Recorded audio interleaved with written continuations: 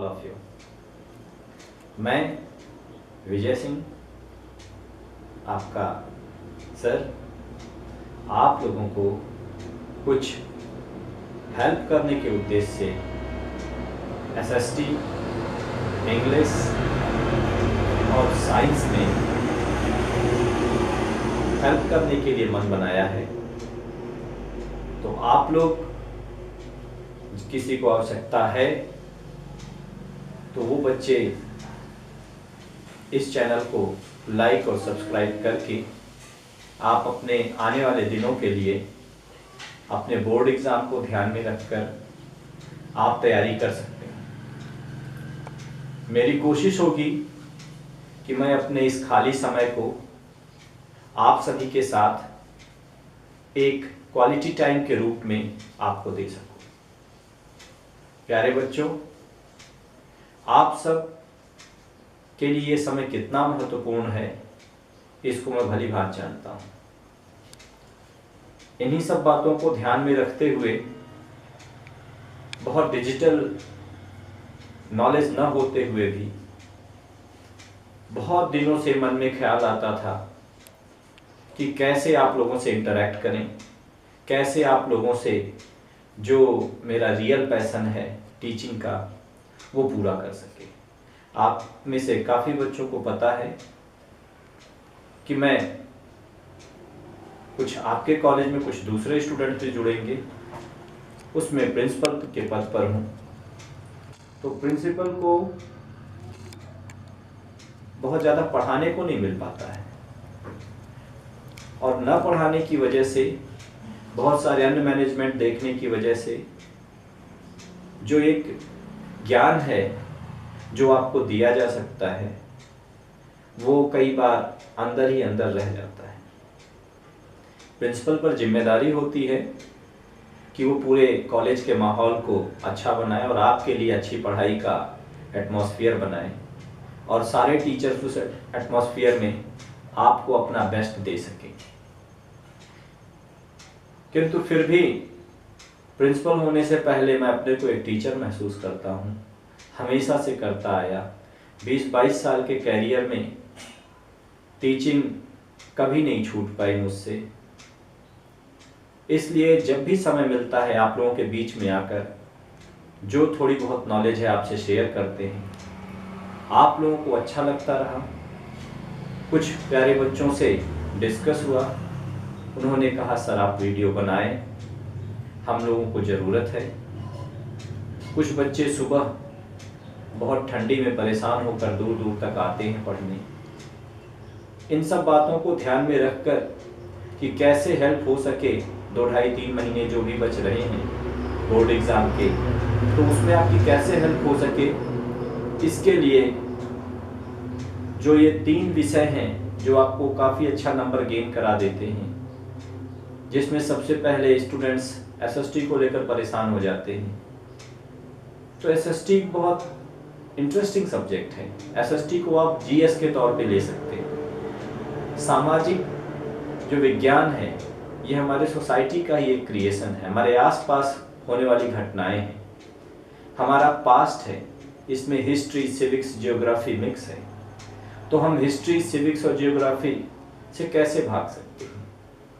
तो आप जब हमारे साथ इन बातों को देखेंगे तो आपको, मुझे पूरी उम्मीद है कि बहुत आनंद आएगा। इंग्लिश रहा, English as a subject, as for knowledge concern, English आपको सीखना आसान है। हिंदी की अपेक्षा इंग्लिश को सीखना आसान है। बस ज़रूरत है आपको उन ग्रामर के पर्टिकुलर रूल्स से होते हुए प्रैक्टिस करने की। तो इंग्लिश के लिए भी आप बेफिक्र रहें।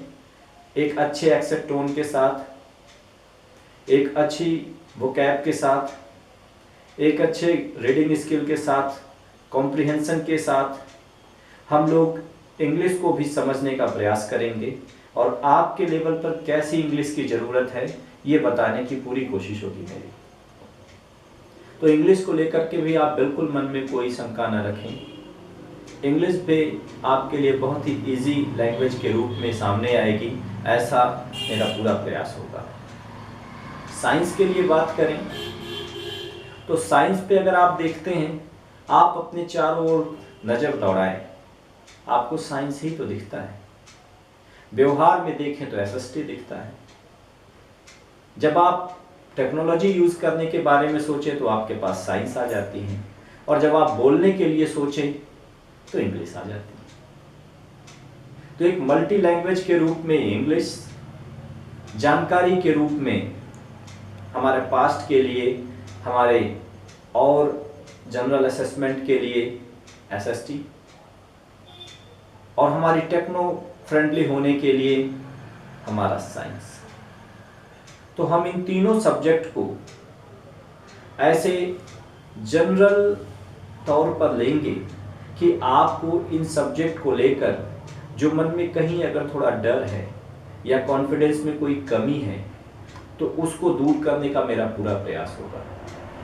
ये मैं क्यों विश्वास से कह सक रहा हूँ, क्योंकि ऐसा मैंने अपने बहुत लंबे कैरियर में देखा है कि जब स्टूडेंट्स हमारे दूर गए तो उन्होंने कहा, sir your that subject was nice, sir that subject I really felt very well, your that topic is very good sir, and I really got all my doubts clear.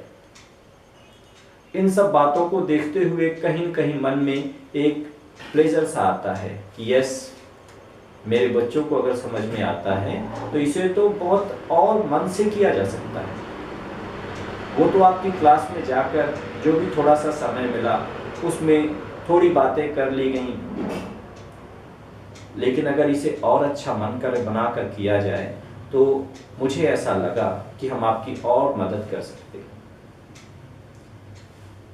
आप में से कुछ प्यारे बच्चों ने उत्साह बढ़ाया, कहा सर प्लीज यू स्टार्ट। मन में तो चल ही रहा था। कहा भी जाता है कि जिस चीज़ की आप कोशिश करना चाहते हैं, जो कुछ आप करना चाहते हैं, तो नेचर भी आपको हेल्प करती है। तो प्यारे बच्चों, इसमें आपने भी हेल्प किया है, एक कैटलिस्ट का काम किया है, एक इनिशिएटर का काम किया है, इंस्पिरेटर का काम किया है, कि मैं जो अंदर चल रहा है कि how to serve this society, channel की बाढ़ है, सारे बच्चे जो भी चैनल देखना चाहें देखें, लेकिन फिर भी कंटेंट बेस्ड कुछ अपनी तरफ से देने की कोशिश इसलिए है कि कहीं कहीं लगता है कि हो सकता है चीज़ों को थोड़ा और इजी बनाकर आपके सामने पेश करें। क्योंकि संडे को ही वीडियो अपलोड करने के बारे में आपसे बात हुई थी, तैयारी कुछ भी नहीं, आपकी क्लास में आकर सीधे से कह दिया गया, yes I will make video, you don't worry, but how to start? I have no technology at all, I have no setups, then what does it matter? क्या फर्क पड़ता है? ये हो गया कि नो, जब संडे कहा है तो it should B start on Sunday. क्यों? क्योंकि कहा ही आपसे इसीलिए था क्योंकि ये जो लंबे समय की पेंडिंग है इसे टूटनी चाहिए। लंबे समय का जो ड्वेल है अंदर वो हटना चाहिए। इसलिए प्यारे बच्चों, अभी आपको डिस्टर्बेंस भी लगेगा, अभी आपको वीडियो क्वालिटी भी हो सकता है ना अच्छी लगे, अभी आपको हो सकता है बोर्ड के अक्षर भी ना समझ में आए, but I am very sure that I am going to change all this.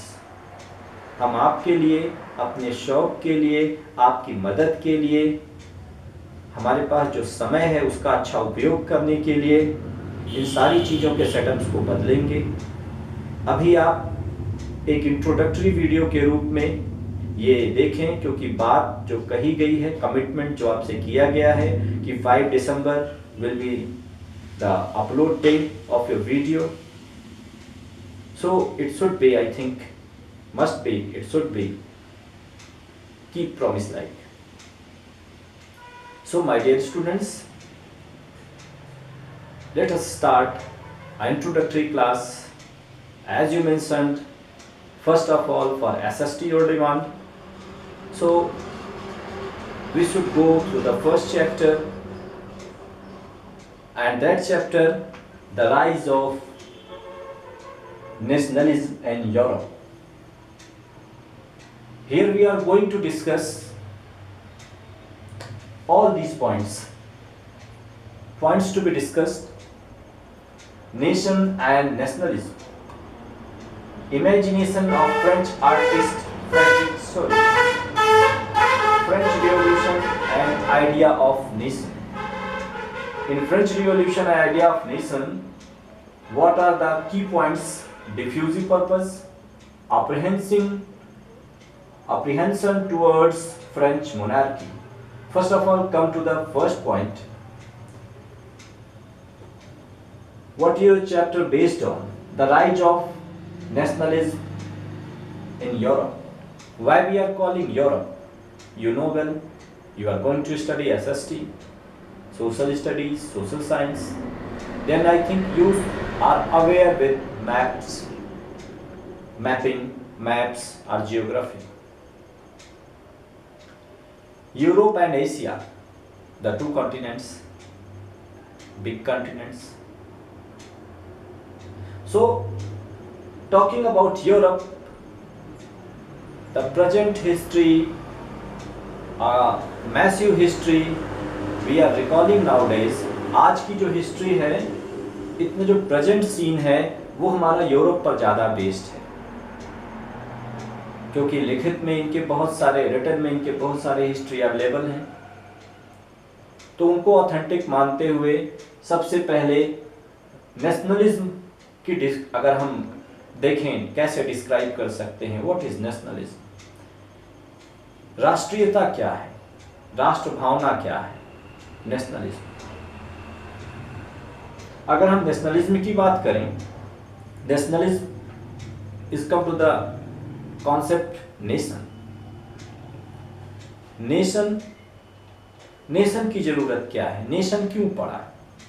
तो अगर इनकी हिस्ट्री में आप जाकर देखें तो देखेंगे कि पहले जो ये भौगोलिक खंड थे, जो जियोग्राफिकल पार्ट थे, छोटे छोटे खंडों में बटे हुए छोटे छोटे रूलिंग्स थी। लोग आपस में लड़ते रहते थे अपने बेनिफिट्स के लिए।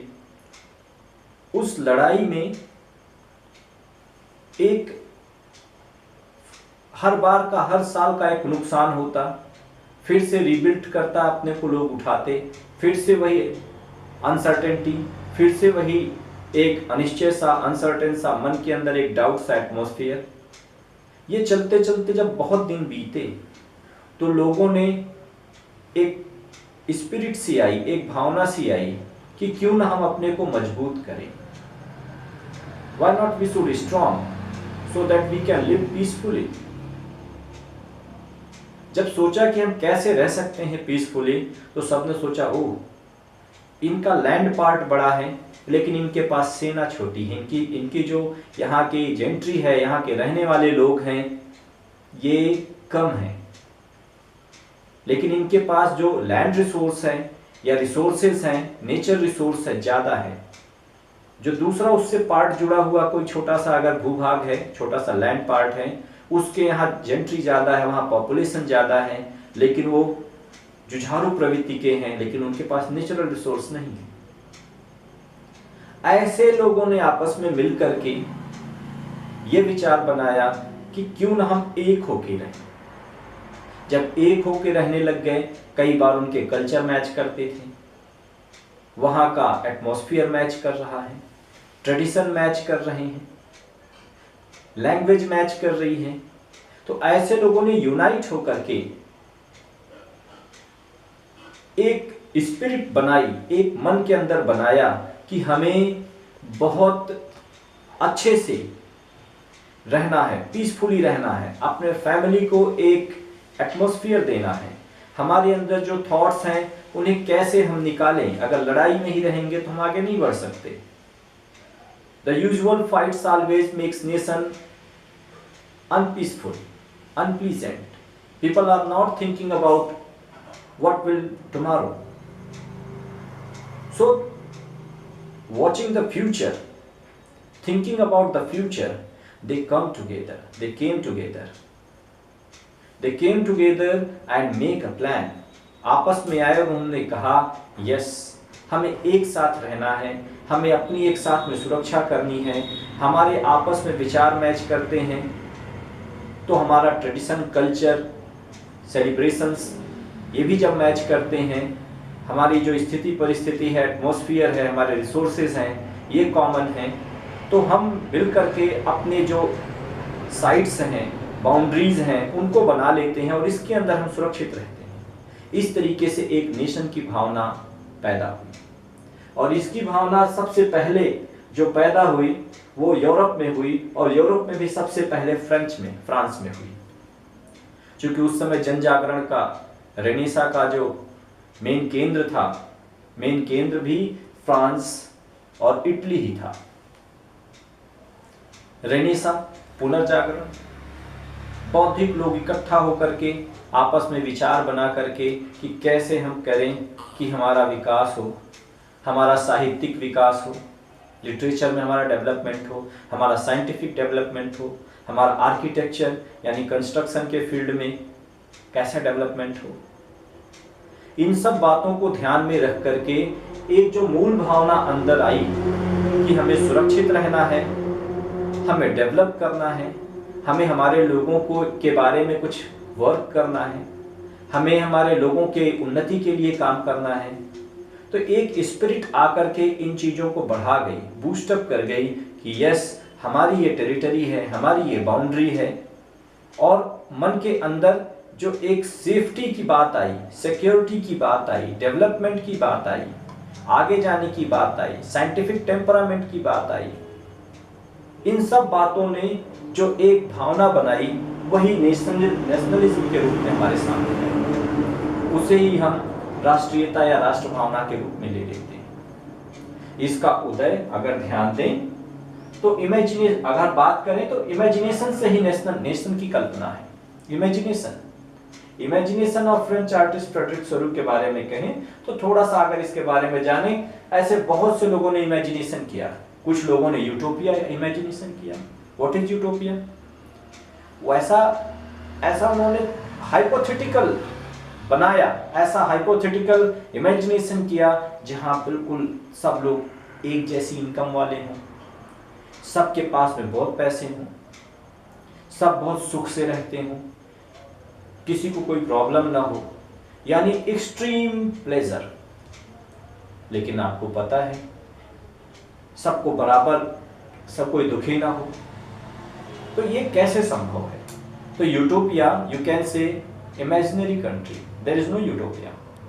जैसे राम राज्य की कल्पना होती है कि आज राम राज्य ले आना है, आइडियल है, मतलब no any corruption, no any समाज में किसी भी तरीके की उथल पुथल, कुछ भी ना हो, नो डिस्टर्बेंसेस। तो no disturbances, no corruption, no murder, no any bad evils या एविल्स, ऐसा समाज में बुराइयां ही ना हो, ऐसा तो संभव है नहीं। तो राम राज्य की संकल्पना को जैसे हम यूटोपिया मान लेते हैं, कभी था, हमारे शास्त्रों में वर्णित था, लेकिन आज अगर हम सोचें कि नेशनल हार्मोनी हो जाए, चारों तरफ एक जैसी बातें हो जाए, प्रयास किए जाते हैं, इसीलिए एक आइडियल स्थापित है। तो इमेजिनेशन जैसे फ्रेडरिक सोरू ने भी किया, यूटोपिया जैसा है कि नेशन ऐसा हो कि उस नेशन के अंदर सब लोग बहुत ही